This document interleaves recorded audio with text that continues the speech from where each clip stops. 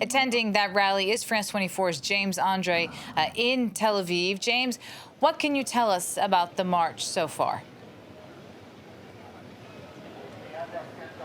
Well, what I can tell you is that the march is currently starting as we speak, and it's going to last for 5 days. The objective is to walk from where I'm standing right now, which is known now as Hostages Square here in Tel Aviv. You can see behind me this long table that's been set up with empty chairs representing the nearly 240 Israeli hostages who are held captive by Hamas and other groups inside the Gaza Strip. And of course, for these families, the objective, and this is what they were telling us just earlier on, we spoke to the uncle of a young 28-year-old called Eden. He was telling us that the point was to raise awareness towards the international community, of course, but also for the Israeli government itself in order to get them to act to try and have these hostages released. Now, this march is going to last for 5 days, and it will take these people to the residency of the Prime Minister, where they are due to arrive on Saturday after an event on Friday evening for Shabbat amongst the families. So we've got dozens of people who are going to walk these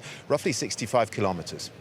James, what are the families and the support, what are they making of the ongoing negotiations to secure the hostages' release?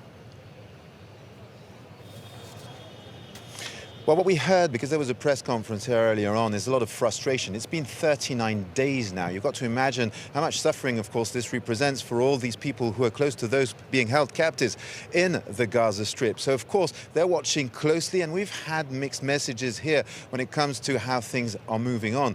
Indeed, the spokesperson for Hamas, Abu Ubaidah, said that indeed Hamas would consider a 5-day truce in exchange for the release of 70 civilian hostages, 40 to 70, saying that indeed for now Israel is not accepting the terms of that deal. Also, we've heard the Israeli Prime Minister Benjamin Netanyahu saying that negotiations were ongoing. Of course, we won't get any details. This, of course, is very secret, and the details are not known, and it's happening, of course, with the help of Qatar. So that is very much the situation. But yes, great frustration. We're worried, of course, and there was today, and this is important to note, a minute of silence for Noa Marciano. So she is this young woman that indeed Hamas said in the communique that was killed in an Israeli strike, being held as a hostage. Well, the Israeli authorities have confirmed that indeed she is dead, and so there was this minute of silence, and of course, while mourning for the family